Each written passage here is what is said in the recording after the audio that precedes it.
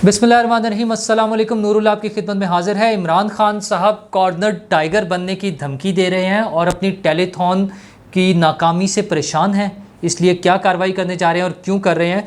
और जुल्फ़ी बुखारी ने जो शहरियत छोड़ी है बरतानिया की, वो पाकिस्तान के लिए छोड़ी है या पैसों के लिए छोड़ी है, इस पर हम बात करेंगे। और शौकत तरीन साहब, वो कहते हैं ना उज़र गुनाह बदतर अज़ गुनाह, तो वो अपने जो बयान है उसके क्या तावीलात पेश कर रहे हैं और अपने आप को कैसे बचाने की कोशिश कर रहे हैं और सैलाब के क्या सूरत हाल है, हम इस पर बात करेंगे। तो इमरान खान साहब आज बहावलपुर पहुँचे। मौसम सख्त है ना, ज़रा ठंडी हवाओं की उन्हें ज़रूरत थी, तो उन्हें लगा शायद ट्रैवल कर रहे हैं, काफ़ी जगह पे फिर रहे हैं, तो वहाँ चले गए। और वहाँ जाकर उन्होंने, टोन तो उनकी वही है कि वो चेरी ब्लॉसम को वो कहते हैं कि वो कोई भी बड़े बूट पॉलिश करते हैं और जो चेरी ब्लॉसम के पीछे हैं उनको भी धमकियां दे रहे हैं। अच्छा, इनडायरेक्ट देते हैं धमकियां, खुल कर नहीं सामने आ रहे कि किसको धमकी देनी है। भाई अगर आप इतनी हिम्मत है खान साहब, तो खुलकर नाम लें, किसका नाम लेना है। वो चेरी ब्लॉसम बेचारे की क्या उसमें मजाल के आपको कुछ कह सके।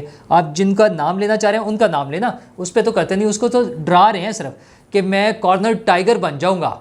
अच्छा, ये कॉर्नर टाइगर अगर आपको याद हो, इन्होंने वो शर्ट पहनी होती थी 92 के वर्ल्ड कप में, और आज भी उनका सिर्फ सबसे बड़ा मसला ही ये है कि वो क्रिकेट के मैदान से बाहर नहीं निकल सके हैं। हालांकि एक बड़ा लॉजिकल सी बात है कि क्रिकेट समेत कोई भी खेल हो, उसकी डायनामिक्स मुख्तलिफ होती हैं। मुल्क को चलाना, स्टेट को चलाना, रियासत को चलाना एक मुख्तलिफ चीज़ होती है। मतलब खेल के मैदान में आप एक टूर्नामेंट में एक मैच हार सकते हैं, और सारे मैच भी हार सकते हैं, नॉकआउट भी हो सकते हैं, टूर्नामेंट में से बाहर भी हो सकते हैं, तो मतलब बुरी तरह से भी हार सकते हैं, तो कोई मसला नहीं, और जीत भी सकते हैं। स्टेट के बारे में आप इस तरह से रिस्क नहीं ले सकते। वो कोई एक वनडे मैच या T20 मैच नहीं होता कि आज खेला और आपने हार दिया और उसके बाद कोई बात नहीं, हार गए और आगे चल पड़ेंगे। मुल्क और हुकूमतें ऐसे नहीं चलती, उसमें बहुत सारे फैक्टर्स देखने होते हैं। आप उस मुल्क के तमाम लोगों के ज़िंदगियों के, उनके मुस्तकबिल के ज़िम्मेदार होते हैं। लेकिन खान साहब के जहन से वो क्रिकेट नहीं निकलती। खैर, उनके जहन से तो वो भी नहीं निकलता कि उन्होंने गर्मियों की छुट्टियां जो हैं वो यूरोप में गुजारी हुई हैं, तो इसलिए वो यूरोप को बहुत अच्छी तरह जानते हैं। और लेकिन उनके जहन में जो चीज़ें नहीं आती, समझ नहीं आती हैं, वो नंबर्स नहीं उन्हें समझ आते हैं। अच्छा, मुल्क चलाना है, रियासत चलानी है, मुल्क का ख़जाना चलाना है, निज़ाम हुकूमत चलाना है, तो नंबर्स भी तो मैटर करते हैं ना। कभी वो 40 करोड़ से 40 लाख हो जाते हैं, कभी वो बरतानिया उसके हिंदुस्तान की आबादी हमें बताते हैं कि 1 अरब 300 करोड़ बता देते हैं, कभी वो बताते हैं 1600 180 कुछ बता देते हैं। तो वो नंबर्स तो, अच्छा मिलियंस, बिलियंस और करोड़ और अरब, इनमें तो फ़र्क उनको पता ही नहीं ना कुछ भी, उसका तो ताल्लुक़ ही कोई नहीं उनसे। हाँ, बातें बनाने में वो जो नवाज शरीफ साहब की जब करप्शन बताने लगे, 6000 अरब और 600 करोड़ अरब और 6000 करोड़ अरब और फिर 6 अरब, मतलब मजाक है एक उनका ना। लेकिन असल मसला ये है कि वो क्रिकेट के ग्राउंड से बाहर निकलें और हकीकत की ज़िंदगी में आए। उन्हें जो कामयाबी मिलती रही है क्रिकेट के ग्राउंड में, और फिर उनके हमदर्दों ने, उनके दोस्तों ने जो उसी क्रिकेट के महात्मा को क्रिकेट का मुजस्मा बना के आके हमारे दरमियान में खड़ा कर दिया, एक घंटा घर बना के, उन्हें भी सोचने की ज़रूरत है कि वैसे सोचते तो होंगे कि हमने क्या किया है और उसका क्या नतीजा निकल है। जो अब वो फरमाते जा रहे हैं, जिस तरह आज भी वो मतलब टॉप से लेके बॉटम तक जिस तरह से वो धमकियां दे रहे हैं, जो सब कुछ वो कर रहे हैं, कमाल है ना। और शायद लोग उन्हें बर्दाश्त भी कर रहे हैं, वो उसकी नहीं समझ आती। बहुत से लोग हैं हमारे माशरे में, हमारे आसपास, हमारे सियासी निज़ाम में, बड़े बड़े पॉलिटिकल लीडर, वो इस तरह की बात करके नहीं बच सकते। लेकिन खान साहब को सपोर्ट मिले जा रही है, पता नहीं किस हवाले से वो लाडले हैं, कितने लाडले हैं। और फिर अनोखा लाडला तो खेलने को चांद भी मांगता है, तो हमने तो उसे चांद दे दिया और उसने हमें तारे दिखा दिए हैं। तो अब भी वो उसी पर डटे हुए हैं, और उनके लोग जो कुछ कर रहे हैं, मतलब शौकत तरीन साहब का आप मामला देख लें कि शौकत तरीन साहब ने इस मुल्क के साथ क्या किया है। अच्छा, आज मतलब वो सीधा सा हमारे निज़ाम को तबाह करने, हमें बैंकरप्ट कराने की एक साजिश थी, प्लान था पूरा, जो कि सारी पार्टी ने मिलकर किया। उन्होंने तो बड़ा खुल के बताया, उन्होंने कहा हमने तो ये कल फैसला किया है ये सब कुछ करने का। अच्छा, उसमें एक लेकिन आप फ़र्क देखें कि KP के वज़ीर ख़जाना ने ख़त लिख दिया और पंजाब के वज़ीर ख़जाना ने ख़त नहीं लिखा। उसकी वजह परवेज़ इलाही साहब, मतलब हमें उनसे बहुत से लोगों को इख्तलाफ हो सकता है, लेकिन वो एक रिवायती सियासतदान है। وہ اس کی اونچ نیچ کو اور ان چیزوں کو سمجھتے ہیں کہ میں نے کہاں تک جانا ہے اور ہماری کیا لمیٹیشنز ہیں، اور ہم نے اس ملک میں سیاست کرنی ہے. پورا خاندان ہے نا ایک چلتا آ رہا ہے، ان کے بڑوں سے دوسری تیسری نسل بلکہ ان کی آ گئی اب تو، مونس صلاحی اور باقی سب لوگ جب ہم دیکھیں تو انہیں احساس تھا کہ ہم نے کیسے چلنا ہے. وہ اس طرح کا بلنڈر نہیں ماریں گے. اور یہ لوگ تو وہ تو کہتے ہیں آگ لگا دیں گے. اور مطلب آپ یہ دیکھیں کہ پارٹی کا جو موٹو چل رہا ہوتا ہے، جو انہوں نے ہیش ٹیگ بنا کے جو گند مچائے رکھا ہے سوشل میڈیا پہ، جو انہوں نے کیا کہ عمران خان ہماری ریڈ لائن ہے. یار مطلب کیسے افراد کیسے ریڈ لائن ہو سکتے ہیں؟ اچھا ہوتے ہیں، مطلب ایسے گروپس رہے ہیں دنیا میں.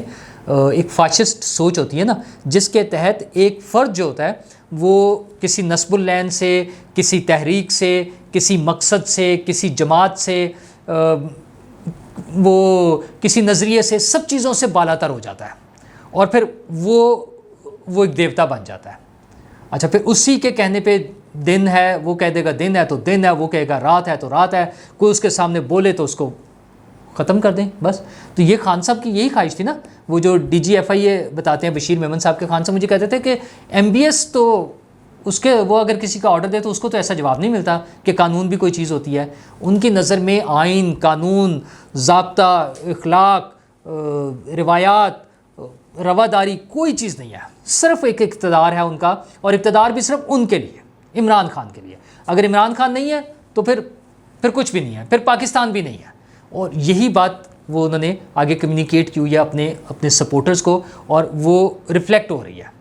وہ لوگ جب ہم ان کے انٹرویوز دیکھتے ہیں ٹیلی ویژن پہ، سوشل میڈیا پہ، تو ہمیں نظر آتا ہے کہ کس بری طرح سے انہوں نے کیا. خیر شوکت ترین صاحب نے تو آج عمران خان صاحب کے ہی خلاف بیان دے دیا. انہوں نے کہا کہ یہ غداری کے سرٹیفکیٹ باندھنا بند کر دیں. اچھا انہیں بھی ویسے عقل تب آتی ہے جب ان کے اپنے سر پہ پڑتی ہے.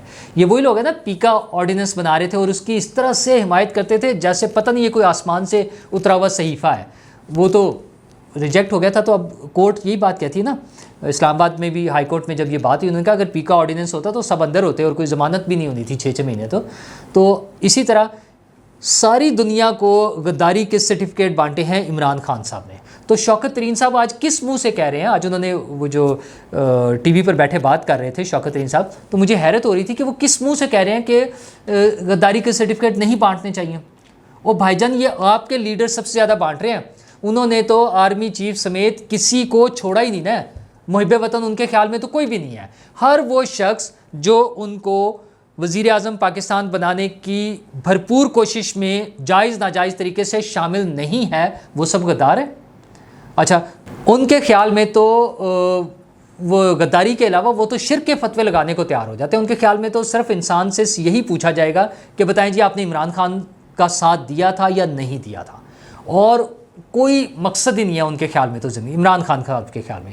تو یہ جو انہوں نے سسٹم بنا دیا نا، اس کی بنیاد پہ جو نفرتیں پیدا کر دی ہیں کہ دوسرے کی بات ہی نہیں سننی، کسی کے دوسرے کا ورژن ایکسیپٹ ہی نہیں کرنا، وہ جو ہے اختلاف رائے کو برداشت نہیں کرنا ہے، تو اس سے تو پھر لڑائی جھگڑے ہنگامے فساد وہ صرف یہ کرنا چاہ رہے ہیں.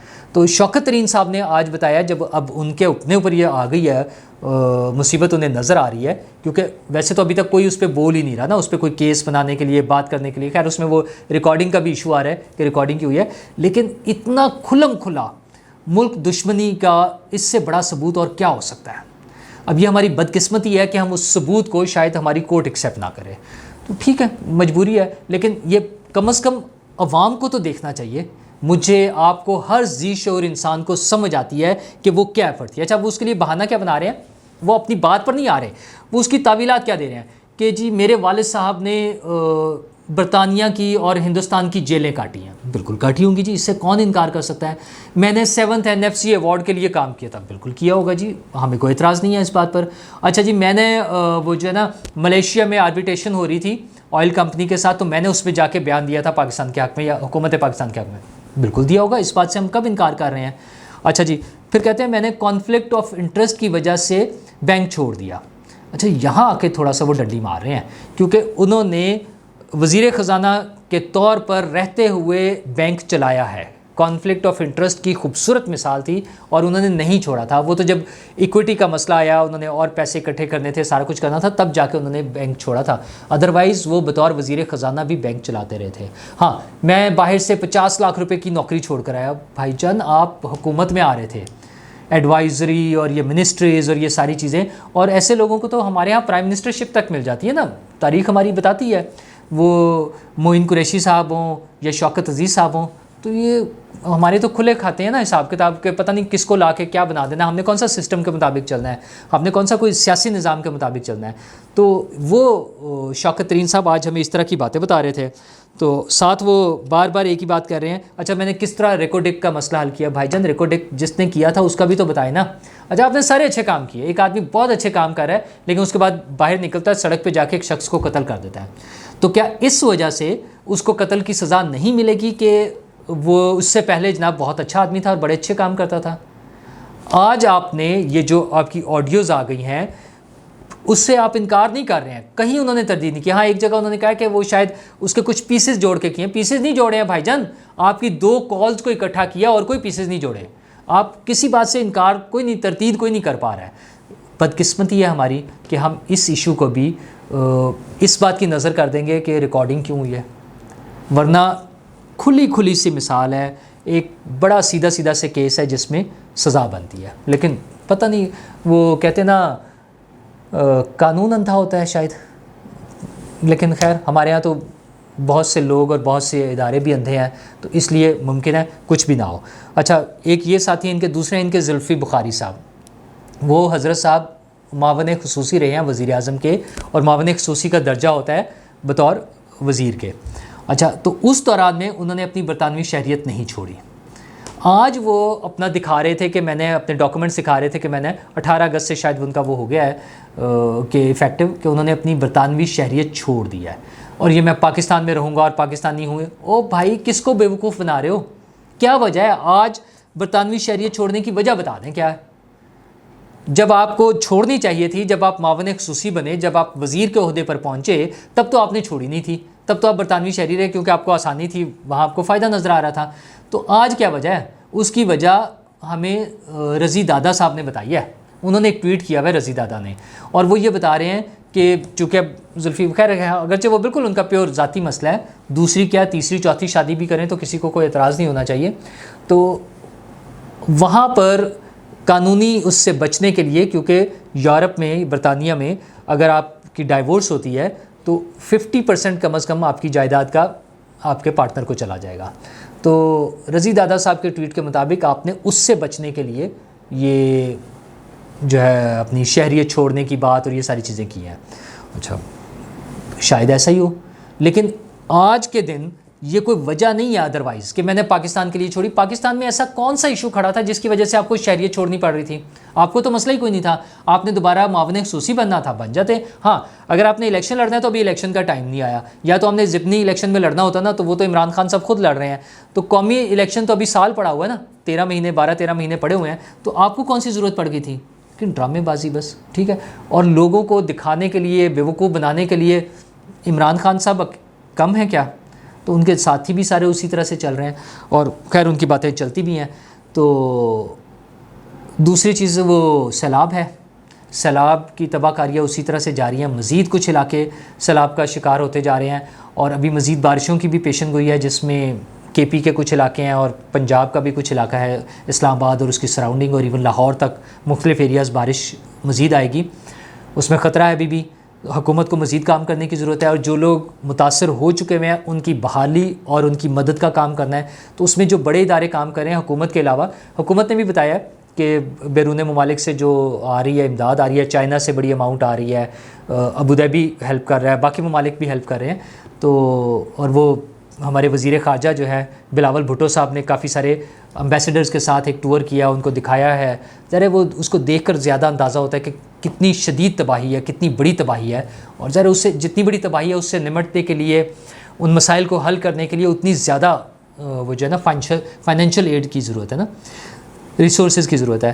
تو اس میں تو حکومت نے تو کوئی 1 ٹریلین پلس میں 1 کھرب سے بھی زیادہ کے بتائے ہیں جو امداد کے کچھ آنی شروع ہو گئی ہے اور آ رہی ہے، انہوں نے اناؤنسمنٹ کر دیا ہے۔ عمران خان صاحب نے ٹیلی تھون میں کیا تھا 5 ارب روپیہ جمع، تو ایک تو حکومت نے زیادہ بتا دیا، تو عمران خان صاحب یہ کیسے برداشت کر سکتے ہیں کہ انہوں نے 5 ارب کیا اور وہ 1 کھرب اور پتہ نہیں کتنے ارب روپے انہوں نے کر دیے۔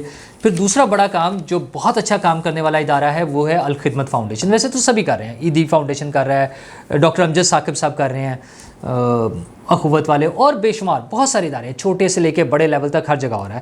تو الخدمت فاؤنڈیشن نے تو بتا دیا کہ ان کے پاس جو 5 ارب 80 کروڑ روپے کے عطیات آ چکے ہیں جو وہ خرچ کر رہے ہیں۔ تو یہ اب عمران خان صاحب سے کیسے برداشت ہوگا کہ کوئی اور ادارہ ان سے اوپر نکل جائے؟ تو انہوں نے ایک تو آج ٹویٹ کیا جس میں انہوں نے کہا کہ میری ٹیلی تھون کے جواب میں 2.3 ارب روپے عطیہ کرنے پر میں بیرون ملک مقیم پاکستانیوں کا مشکور ہوں۔ وہ لوگ جنہوں نے اپنے اعلان کے مطابق عطیات جمع کرانے ہیں وہ ازراہ کرم جمع کرائیں۔ میری ٹیم ان سمندر پار پاکستانیوں کی مدد کے لیے کام کر رہی ہے جو بڑی رقوم کی ترسیل کے لیے 5013C یہ وہ جو ہے کہ استثناء کے منتظر ہیں۔ اچھا، وہ ٹیکسیشن اور اس حوالے سے جو معاملات ہیں، لیکن ابھی کروانے ہیں لوگوں نے جمع، اور یہ 2.3 بلین جو انہوں نے 2.3 ارب روپے کا ہے، 2 ارب 30 کروڑ روپے، اس کا بھی ابھی کوئی ایسا پروف نہیں ہے۔ جو 2 بینک اکاؤنٹ انہوں نے بتائے ہیں، کے پی کے وزیر اعلیٰ کا اور ایک پنجاب کے وزیر اعلیٰ کا، اس میں بھی کچھ ایسی اماؤنٹ کا نظر نہیں آیا ہے۔ تو اب وہ اتوار کو پھر کر رہے ہیں ٹیلی تھون، اور دیکھیں کیا وعدے ہوتے ہیں۔ اور میں دعا گو ہوں کہ زیادہ سے زیادہ لوگ فنڈ دیں، زیادہ سے زیادہ لوگ پیسے دیں، اور میں ساتھ ساتھ یہ بھی دعا گو ہوں کہ عمران خان صاحب اس کو صحیح جگہ پہ خرچ کر سکیں۔ جو ان کی گزشتہ تاریخ ہے، ہسٹری ہے، جو بتا رہی ہے کہ وہ عطیات میں ملنے والے پیسے اپنی سیاست کے لیے، اپنی سیاسی جماعت کے لیے اور سیاسی جماعت کی تشہیر کے لیے جو استعمال کرتے رہے ہیں، جو ڈان کی بھی آج کی سٹوری ہے اس کے مطابق نہ چلیں، بلکہ جو پیسے آئیں سیلاب زدگان کے لیے وہ پیورلی سیلاب زدگان تک پہنچ جائیں اور ان کی مدد ہو سکے۔ شکریہ۔